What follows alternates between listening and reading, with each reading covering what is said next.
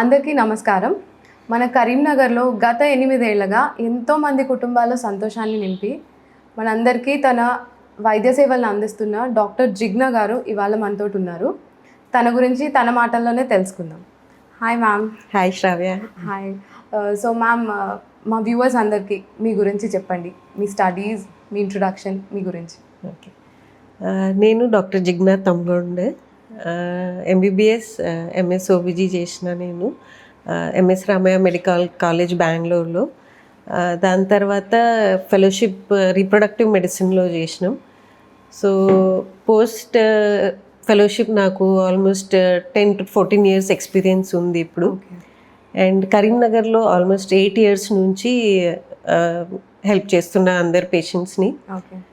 So మా passion is that ఇన్ఫర్టిలిటీతో suffer అయ్యే కపుల్స్ని నేను హెల్ప్ చేయాలి. And I'm also interested in reproductive genetics. ఎందుకైతే ఇది చాలా అన్టచ్డ్ ఏరియా ఉంది. చాలామందికి రికరెంట్ ప్రెగ్నెన్సీ లాస్ అవుతుంది, అబార్షన్స్ అవుతుంది.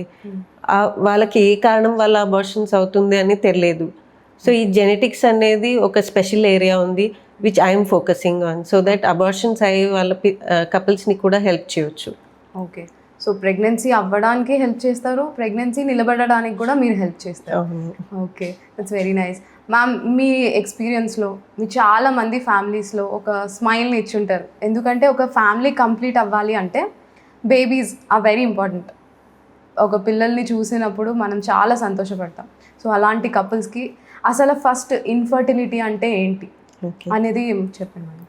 ఓకే, బేసిక్లీ ఒక couple, newly married couple 1 year వరకు రెగ్యులర్గా ప్రెగ్నెన్సీ రావాలని ట్రై చేస్తున్నారు అనుకోండి. With everything they are trying on a regular basis, అయినా వాళ్ళకి ప్రెగ్నెన్సీ రాలే. లేకపోతే ఏజ్ ఎక్కువ ఉన్న వాళ్ళు 35 and above after marriage 6 months వరకు రెగ్యులర్గా ట్రై చేస్తున్నారు. ఇన్ స్పైట్ ఆఫ్ దట్ వాళ్ళకి ప్రెగ్నెన్సీ రాలే అనుకోండి, అప్పుడు we call it as infertility. And అప్పుడు వాళ్ళు వాళ్ళ ఫర్టిలిటీ ఎక్స్పర్ట్ని కన్సల్ట్ అవ్వాలి. సో దట్ ఫస్ట్ తెలుసుకోవాలి వాట్ ఈస్ ద ప్రాబ్లమ్, ఏమి ఉండొచ్చు. అందులో మనకు రీజన్ ఐడెంటిఫై అవుతే we can give them solution. Okay, so ఇప్పుడు ఒక 1 month ప్రయత్నం చేసి వెంటనే ఇన్ఫర్టిలిటీ అని అనలేం. ఒక 1 year మనం ట్రై చేయాలి. ట్రై చేసిన తర్వాత ఒక ఇన్ఫర్టిలిటీ స్పెషలిస్ట్ని కనుక్కోవాలి. సో ఇది ఇన్ఫర్టిలిటీ ప్రాబ్లం మనకు ఉంది అని 1 year తర్వాత తెలుస్తుందా మేడం? లేదంటే మన మెన్స్ట్రువల్ సైకిల్ కానీ, మన నెలసరి లేదా హస్బెండ్ మేల్ సైడ్ నుంచి కూడా ఏమన్నా సిమ్టమ్స్ అవి ఏమన్నా కనిపిస్తాయా మనకి? ఓకే, మామూలుగా సహజంగా మనం 1 year చెప్తాం, కానీ ఒకవేళ ఒక అమ్మాయిని ఏదైనా షీఈ్ ఆల్రెడీ హ్యావింగ్ ఏదైనా మెన్స్ట్రల్ ప్రాబ్లమ్స్ ఉన్నాయి, పీరియడ్ రెగ్యులర్ లేవు, కరెక్ట్ టైంకి డేట్ రావట్లేదు, 2 months 3 months పోస్ట్పోండ్ అవుతుంది, లేకపోతే తొందర వస్తుంది, విదిన్ 15-20 days పీరియడ్ వస్తుంది, అట్లా ఉంటే దే కెన్ అప్రోచ్ అర్లియర్. అప్పుడు 1 year వరకు వెయిట్ చేయడానికి అవసరం లేదు. అండ్ ఒక అబ్బాయిలో ఒకవేళ వాళ్ళకి ఏదైనా సెక్షువల్ ఇష్యూస్ ఉన్నాయి చూడండి, in case they are unable to perform the sexual activity, లేకపోతే ఏదైనా ప్రాబ్లమ్స్ ఉండొచ్చు, దే ఆర్ హెజిటెంట్, ఆ టైంలో they should approach the doctor. ఎందుకైతే it may be simple issue, కానీ వాళ్ళకి తెలియదు కదా, they don't know what it is. So ఒక simple evaluation and correct suggestion టైంకి తీసుకుంటే they don't have to go through the problems full length. Okay ma'am, మీరు ఇప్పుడు నెలసరి టైంకి, పీరియడ్స్ టైంకి రాకపోతే లేదా తొందరగా వస్తాయని చెప్పారు. అసలు నార్మల్ సైకిల్ అంటే ఏంటి? ఓకే, నార్మల్గా ఒక పీరియడ్ ఎలా ఉంటుంది అయితే 28 to 30 days సైకిల్ ఉంటుంది. ఒక అమ్మాయికి మెనార్కి, దట్ ఈస్ ఫస్ట్ పీరియడ్ వచ్చిన తర్వాత జనరలీ 2 to 3 years వరకు కొంచెం ఇరెగ్యులారిటీ ఉంటుంది. మేబీ లేట్ వస్తుంది, లేకపోతే తొందర వస్తుంది. దట్ ఈస్ బికాజ్ ఆ టైంలో వాళ్ళ హెచ్పిఓ యాక్సిస్ అని చెప్తాం మనం, పిట్యూటరీ ఓవెరిన్ యాక్సిస్ చెప్తాం, హైపోథాలమో పిట్యూటరీ ఓవెరిన్ యాక్సిస్, అది స్టేబుల్ అవుతుంది. So that generally take some time. దానికి 2 to 3 years టైం కావాలి.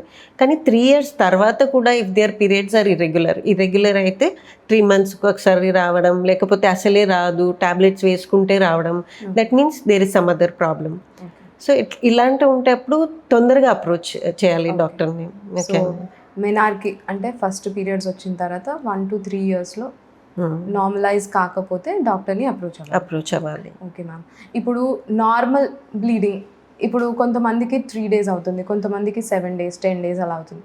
నార్మల్ బ్లీడింగ్ ఏంటి, అసలు ఆ బ్లీడింగ్లో ఇర్రెగ్యులారిటీస్ ఉంటే ఎలా మనం ఐడెంటిఫై చేయాలి? ఓకే, నార్మల్గా ఒక పీరియడ్ వస్తే 3 to 7 days వరకు యావరేజ్ ఫ్లో ఉంటుంది. Okay and average flow which means 2 or 3 pads per day ఉంటుంది. ఓకే కానీ కొంతమందికి very less, just 1 to 2 days వరకు బ్లీడింగ్ అవుతుంది, తక్కువ అవుతుంది, ఫ్లో ఈజ్ వెరీ లో, అట్లాంటివి ఉంటే కూడా there is some issue.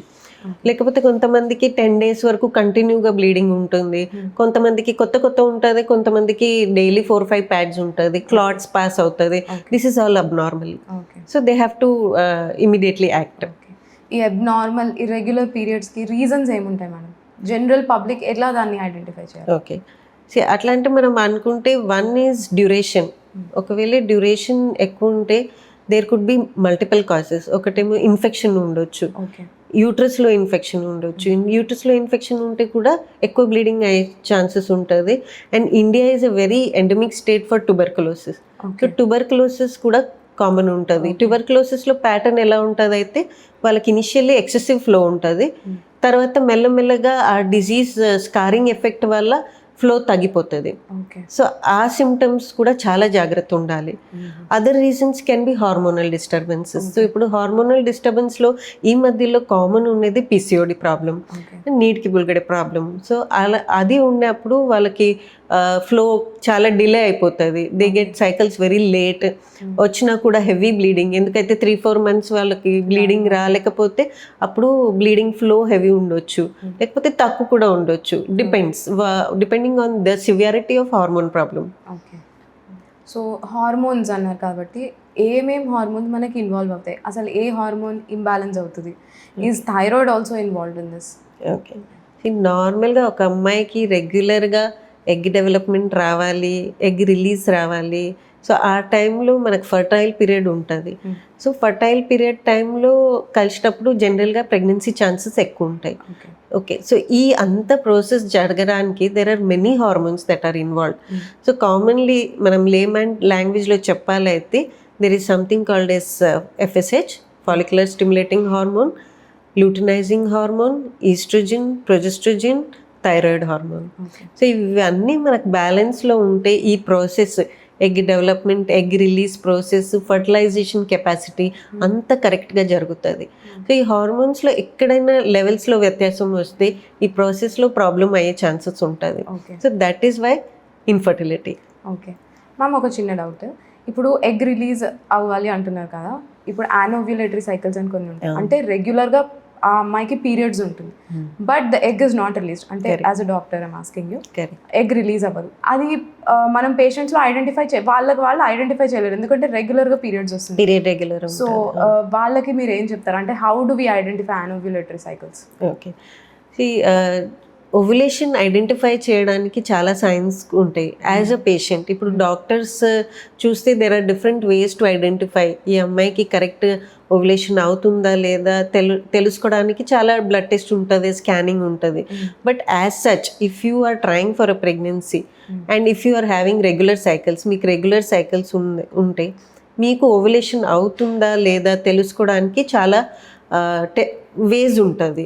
So one of them is మీకు మిడ్ సైకిల్ ఈజ్ జనరల్గా ఒక రెగ్యులర్ సైకిల్ ఉంటే అరౌండ్ 10 to 15 days మధ్యలో you may have some sort of pain, కొంచెం లోవర్ అబ్డమెన్లో డిస్కంఫర్ట్, పెయిన్, అన్ఈజీగా ఉంటుంది. That is a sign of ovulation. కొంతమందికి స్పాటింగ్ అవుతుంది, that is also sign of ovulation. And post ovulation, జనరల్గా ovulation తర్వాత కొంచెం వేడివేడిగా ఫీలింగ్ ఉంటుంది. Patients come and tell me, madam ఈ టైంలో నాకు చాలా హీట్ ఉంటుంది బాడీలో.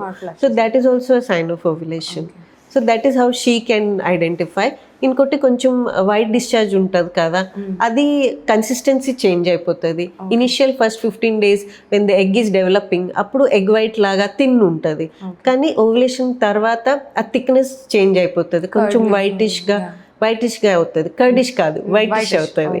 కర్డిష్ is sign of infection. Okay, so whitish ఉంటే that is sign of progesterone hormone. అయితే ఎగ్ రిలీజ్ అయింది, ఇప్పుడు హార్మోన్ టోటల్ లెవెల్స్ చేంజ్ అవుతుంది. ఓకే, సో అలా మనం ఐడెంటిఫై చేసుకోవచ్చు. ఇప్పుడు ఈ ఇన్ఫర్టిలిటీలో చాలామంది ఇప్పుడు ఇంటర్నెట్లో వెతికి కానీ ఏదైనా ఈ సేఫ్ పీరియడ్ అనేది ఒకటి ఉంటుంది. అవును. ఈ సైకిల్స్ ఈ సేఫ్ పీరియడ్లో మనం ఇంటర్ కోర్స్ చేస్తే ఏమీ అవ్వదు. ఫర్టైల్ పీరియడ్ అని ఒకటి ఉంటుంది. ఇది గూగుల్లో మనకు జనరల్గా చెప్తారు. సో దాన్ని మీరు ఎలా ఎక్స్ప్లెయిన్ చేస్తున్నారు? ఓకే, మామూలుగా ఒక 28-30 డేస్ సైకిల్లో జనరలీ ఒక రఫ్ పీరియడ్ మనం అనుకుంటే 10 to 18 డేస్ వరకు వాళ్ళకి ఎనీ టైం ఓవ్యులేషన్ రావచ్చు. అది పర్సన్ టు పర్సన్ వేరే అవుతుంది, సైకిల్ టు సైకిల్ వేరే అవుతుంది. కొంతమందికి ఈ సైకిల్లో మేబీ 14th డే ఓవ్యులేషన్ అవుతుంది, కొంతమందికి 16th డే అవుతుంది. So it differs. So that's why we give general period as 10 to 18th day. So ఆ టైంలో regular intercourse, that is alternate day sexual activity చేసేటప్పుడు ప్రెగ్నెన్సీ అయ్యే chances ఎక్కువ ఉంటుంది. And this is the fertile period, ఈ safe period. ఇప్పుడు కొంతమంది contraception try they don't want a pregnancy at that time. So వాళ్ళు post period 1 week, before period 1 week, అది వాళ్ళకి సేఫ్ జోన్ ఉంటుంది if they want to avoid a pregnancy. So ma'am, ఈ regular పీరియడ్స్కి కానీ ఇన్ఫర్టిలిటీకి కానీ మీరు ప్రెజెంట్గా చూస్తున్న రీజన్స్ ఏంటి? డిసీజ్ ఇప్పుడు ఇక్కడ తెలంగాణలో రైస్ ఈటింగ్ పాపులేషన్ కాబట్టి most common what I'm seeing in my practice is PCOD చాలా కామన్ ఉంది. అండ్ దీనికోసం రీజన్స్ ఏంటి అయితే it starts right from their childhood adolescence. Okay, very very very important. ఎందుకైతే మనం వీఆర్ నాట్ ఫోకసింగ్ మచ్. ఇప్పుడు మా పిల్లలు ఏం తింటున్నారు అని అంత జాగ్రత్త తీసుకోవట్లే. వాళ్ళకి కేక్ కావాలి, బిస్కెట్ కావాలి, పిజ్జా కావాలి, ఏం అడుగుతారు, we're just giving them. But this is causing a big problem for them. వాళ్ళను ఒబిసిటీ ఎక్కువ అవుతుంది. ఇంత చిన్న వయసులో they are over weight or obese. దానివల్ల hormone disturbances start very early. Second అయితే స్టడింగ్ పాపులేషన్. ఇప్పుడు స్కూల్, హై స్కూల్, కాలేజ్ పిల్లలు ఎప్పుడు స్టడీలోనే ఉంటున్నారు. They are not focusing on their exercise and diet. ఒక ప్లేస్లో కూర్చొని చదువుకుంటారు, తింటారు అట్లా. So that is causing obesity and other hormone issues. So అక్కడి నుంచినే పిసిఓడి ప్రాబ్లమ్ స్టార్ట్ అవుతుంది. So we have to prevent PCOD. వచ్చి ట్రీట్మెంట్ ఇవ్వడం, ఇన్ఫర్టిలిటీ ప్రాబ్లమ్ సార్ట్ చేయడం అది వేరే level. But what I feel is మనకు వాళ్ళకి అవేర్నెస్ రావాలి. We have to tell them that ఇప్పటి నుంచి మీకు ఆ ప్రాబ్లమ్స్ అయ్యే ఛాన్సెస్ ఉన్నాయని we should educate them. So ఇంకొక ప్రాబ్లం నేనేం చూసానంటే లేట్ మ్యారేజెస్ కూడా ఇన్ఫర్టిలిటీకి ఈ మధ్యన ఎక్కువ కాజ్ అవుతుంది. సో లైఫ్లో సెటిల్ అవ్వాలనైనా లేదంటే ఇండిపెండెన్స్. సో లేట్ మ్యారేజ్ అంటే వాట్ ఈస్ ద డెఫినేషన్? అంటే which age of marriage do you call it as late? Age at marriage is a very personal choice. ఎవరు ఎప్పుడు పెళ్లి చేసుకుంటారు, that is their personal choice. But ఇది ఒక awareness. Age has a big impact on fertility. Age పెరుగుతూ ఉంటే egg number ladies లైఫ్లో fixed ఉంటుంది. సో నెల పీరియడ్ వచ్చి ఎగ్ డెవలప్మెంట్ అయ్యి రిలీజ్ అయినప్పుడు ఆ నంబర్ అయితే తగ్గుతూ ఉంటుంది. So there is no stop gap for that. You cannot control that. So అందుకే if there is no particular age to get married, మీరు పెళ్ళి చేసుకోవచ్చు. But in case you want to delay pregnancy, ఇప్పుడు మీకు ఏదైనా సర్కమ్స్టెన్సెస్ వల్ల pregnancy ఇప్పుడు వద్దు అనుకుంటున్నారు అండ్ యూఆర్ నాట్ ష్యూర్, మీకు ఎప్పుడు ప్రెగ్నెన్సీ కావాలని మీకు ష్యూరిటీ లేదనుకోండి, అప్పుడు నా పర్సనల్ సజెషన్ ఏంటి అయితే please go for egg freezing or freeze your fertility. Okay. So మీకు ఎప్పుడు సర్కమ్స్టాన్సెస్ ఫేవరబుల్ ఉంటుంది అప్పుడు you can plan your pregnancy. So for freezing your eggs there are many new techniques now. IVF, ART techniques అని చాలా ఉన్నాయి. So based on that మీరు egg freezing చేసి whenever you desire your pregnancy you can plan it. Okay ma'am, ఈ eggs freezing అనేది it's a very new term, అంటే చాలా మందికి తెలియదు. సో దీని గురించి కొంచెం ఇంకా చెప్పండి madam. Okay, so egg freezing అనేది it is a part of IVF. So ఈ పద్ధతిలో మనం ఏం చేస్తాము, లోపల ఉన్న గుడ్లుని తయారు చేస్తాం. Giving some short duration of injections egg తయారు చేస్తాము అండ్ మత్తిచ్చి అవి ఎగ్స్ లోపల కింద నుంచి తీసేస్తాం, ఆస్పిరేట్ చేసేస్తాం. సో ఆస్పిరేట్ అయిన తర్వాత ఈ ఎగ్స్ని మనం ఫ్రీజ్ చేసుకోవచ్చు. Freeze it at -196 degrees. So మనం లిక్విడ్ నైట్రోజన్లో అది ఫ్రీజ్ చేసి we're stopping the biological activity. So అక్కడ ఫ్రీజ్ అయిన తర్వాత nothing happens to the egg. We can store it for as many years as we want. So తర్వాత ఇప్పుడు పెళ్ళి లేట్ అయింది అనుకోండి, you can plan once you get married you can plan to prepare embryos. ఇప్పుడు ఈ గుడ్లుకి మనం కణాలతో ఇంజెక్ట్ చేసి ఎంబ్రియోస్ రెడీ చేయొచ్చు. అవి ఎంబ్రియోస్ని మనం ఎప్పుడైనా ట్రాన్స్ఫర్ చేసుకోవచ్చు. So this is planned pregnancy. Okay. ఎందుకైతే ఈ మధ్య కాలంలో చాలామంది జాబ్ కెరియర్ ఓరియంటెడ్ ఉంటున్నారు. They want to settle in their job first, then they want to plan a family. So it is all justified. కానీ eggs are not going to wait for you, right? So అందుకే మీరు egg freezing or embryo, suppose you're already married, మీ partner కూడా ఉంటే వాళ్ళతో పాటు you can prepare your embryos also and freeze them. Okay. Embryos freeze చేయొచ్చు. Embryos if you are not married then we can freeze eggs ని మనము freeze చేయొచ్చు, అంటే అండంని ఫ్రీజ్ చేసుకోవచ్చు. ఓకే. ఐ థింక్ ఇది చాలా మందికి ఉపయోగపడుతుంది, ఎందుకంటే చాలా మంది కెరియర్ ఓరియంటెడ్ ఉంటున్నారు మీరు అన్నట్టు. ఓకే మ్యామ్, పీసీఓడి చెప్పారు, ఇంకా అదర్ రీజన్స్ ఏముంటాయి? ఒకటి ఏజ్, పీసీఓడి, ఇంకా ఏం రీజన్స్ ఉంటాయి ఇన్ఫర్టిలిటీకి? స్ట్రెస్ ఒకటి, డయట్ ఒకటి చెప్పారు, ఇంకా ఇంకేముంటాయి? ఇప్పుడు మనం ఇది చెప్పిన హార్మోన్స్ ప్రాబ్లం చెప్పిన పీసీఓడి, బేసికలీ హార్మోన్ ఇంబ్యాలెన్స్ పీసీఓడిలో కామన్ ఉంటుంది. Second, there are other reasons like endometriosis. Endometriosis ఒక వేరే టైప్ కండిషన్ ఉంటుంది. సో అందులో ఏమవుతుంది, మనం యూట్రైన్ లైనింగ్ సెల్స్ ఉంటాయి కదా, అవి ఆ type cells if they are found in other places, ఓవరీలో ఉండొచ్చు, లేకపోతే పెల్విస్లో ఎక్కడైనా ఉండొచ్చు. సో అట్లా ఉన్నప్పుడు ఏమవుతుంది, they are continuously dividing. And దానివల్లనే చాక్లెట్ సిస్ట్ ఫార్మేషన్ అవుతుంది ఓవరీస్లో. సో ఆ చాక్లెట్ సిస్ట్ డెవలప్మెంట్ ఉంటే ఏమవుతుంది, సరౌండింగ్ ఎగ్స్ అన్ని డ్యామేజ్ అయిపోతుంది. So that is why their egg reserve is less, generally becomes less. Okay. And they are unable to conceive easily. So వాళ్ళకి కొంచెం assistance కావాలి. ఎండోమెట్రియోసిస్ ఉంటే doesn't mean they cannot conceive, depends on the severity. ఇప్పుడు ఎండోమెట్రియోసిస్లో కూడా grades ఉంటాయి, grade 1, 2, 3, 4 అలాంటివి ఉంటుంది. So which grade of severity is based on that వాళ్ళకి ట్రీట్మెంట్ ఆప్షన్స్ మనం సజెస్ట్ చేస్తాం. And that is endometriosis. కొంతమందికి ఫైబ్రాయిడ్స్ ఉంటాయి, ఫైబ్రాయిడ్ గడ్డాలు ఉంటుంది గర్భసంచిలో. ఆ గడ్డాలు size, where is the location, దానివల్ల ఏం సిమ్టమ్స్ అవుతుంది, దానిపైన డిపెండ్ అవుతుంది. అండ్ కొంతమందికి ట్యూబ్ బ్లాకేజ్ ఉండొచ్చు. ఇప్పుడు ఫెలోపియన్ ట్యూబ్స్ ఉంటుంది. So that is the main place where the fertilization happens. Naturally బాడీలో గుడ్లు కణాలు ఫర్టిలైజేషన్ ట్యూబ్లో జరుగుతుంది. సో ట్యూబ్స్లో ఎక్కడైనా బ్లాకేజ్ ఉంటే ప్రెగ్నెన్సీ రావడం కష్టమైపోతుంది. అండ్ దిస్ ఈస్ అబౌట్ మనం మాట్లాడుతున్నాం ladies. The other problem is జెంట్స్లో ఏదైనా ప్రాబ్లం, బేసిక్లీ వీర్య కణాలలో ప్రాబ్లం. సో వాళ్ళ కౌంట్లో ప్రాబ్లం ఉంటే, లేకపోతే మొటిలిటీ తక్కువ ఉంటే, లేకపోతే మార్ఫాలజీ వాళ్ళ కణాలు షేప్ సైజు కరెక్ట్ లేకున్నప్పుడు ప్రెగ్నెన్సీ రావడం ఇబ్బంది అయిపోతుంది. అండ్ ఒక్కొక్కసారి జీరో కణాలు ఉంటుంది. But what is important is ప్రతి ఒక్కరికి జీరో కణాలు వాళ్ళకి ప్రెగ్నెన్సీ రాదు అట్లా లేదు. ఈ మధ్యలో చాలా న్యూ టెక్నిక్స్ డెవలప్మెంట్ ఉంది. టీసా పద్ధతి ఉంది, టెస్టిక్యులర్ స్పర్మ్ ఆస్పిరేషన్. ఈ పద్ధతిలో మనం డైరెక్ట్ బీజం నుంచి కణాలు తీసి ఐవీఎఫ్ పద్ధతి వాళ్ళ పిండాలు రెడీ చేసి గర్భసంచిలో ప్లేస్ చేయవచ్చు. సో పీపుల్ విత్ జీరో కణాలు డోంట్ హ్యావ్ టు ఫీల్ వాళ్ళకి పిల్లలు రాదు, వాళ్ళు డోనర్కే వెళ్ళాలి అట్లాంటి లేదు, ఆప్షన్స్ ఉన్నాయి. సో మీరు అన్నట్టు ఇన్ఫర్టిలిటీ అనగానే ఫస్ట్ బ్లేమ్ ఫీమేల్ మీద ఉంటుంది, ఫస్ట్ ప్రెషర్ అంతా ఫీమేల్ మీద ఉంటుంది. So it can be on the other side also, మేల్స్కి also. In fact 40 to 50% of the times male problems ఉంటాయి. మ్యామ్ ఇప్పుడు ఫీమేల్ ప్రాబ్లమ్స్ మీరు చెప్పారు, పీసీఓడి, స్ట్రెస్ కానీ, డయట్, ఎండోమెట్రియోసిస్, ఇవన్నీ. మేల్స్లో ఈ మార్ఫాలజీ, మొటిలిటీ, ఇవన్నీ డిఫరెన్స్ రావడానికి జెనెటికల్గా రీజన్ ఏమన్నా ఉంటుందా, లేదంటే అక్వైర్డ్ అంటే తర్వాత కూడా వచ్చే ఛాన్సెస్ ఉన్నాయా?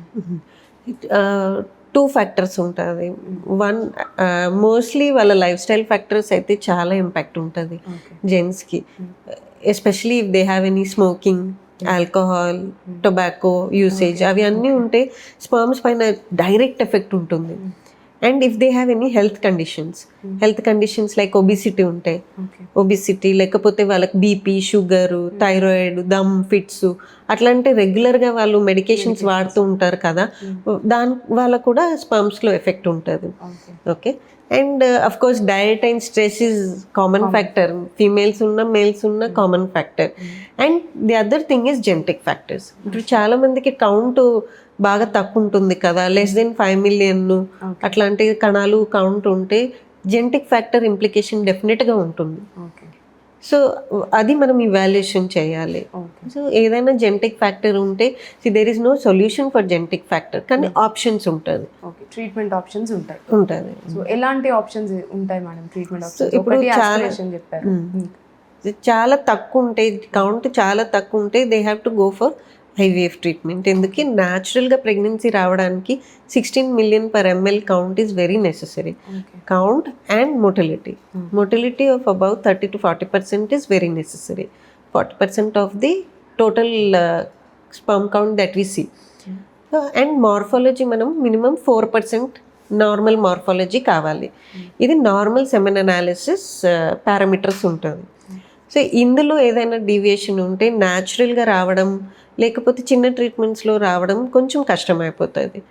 ఓకే, సో చాలా తక్కువ కౌంట్ ఉన్నప్పుడు జనరల్గా మేము ఐవీఎఫ్లో ఇక్సీ పద్ధతి సజెస్ట్ చేస్తాం. ఐవీఎఫ్లో ఒక నెక్స్ట్ అడ్వాన్స్ ట్రీట్మెంట్ ఉంటుంది ICSI. ICSI is intracytoplasmic sperm injection.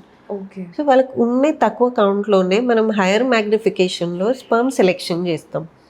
We will select the good sperms and we will inject it to the egg. So అట్లా చేస్తే మనకి హెల్దీ ఎంబ్రియో డెవలప్ అయ్యే ఛాన్సెస్ ఉంటుంది. ఓకే మ్యామ్, మీరు gynaecology practice కూడా చేసి ఉంటారు కదా. అవును. ఒకప్పుడు ఓపీడీ ఎలా ఉండేది? వాట్ కైండ్ ఆఫ్ పేషెంట్స్ మీరు చూసారు? ఇప్పుడు ఓపీడీ ఎలా ఉంది? What is the difference? అంటే you have a vast experience. So ఎలా ఉంది మ్యామ్ చేంజ్? ఓకే, సో ఎర్లియర్గా జనరల్గా we use to see patients coming with DUB, AUB, ఎక్కువ బ్లీడింగ్ రావడం, ఆర్ వాళ్ళకి ఫైబ్రాయిడ్స్ ఆ టైప్ ప్రాబ్లమ్స్ ఎక్కువ ఉంటుంది. కానీ ఈ మధ్యలో అయితే పీసీఓడి, ఎండోమెట్రియోసిస్, అడినోమయోసిస్ ఇలాంటి చాలా కామన్ అయిపోయింది. Okay. So the major thing what is shifting is life style.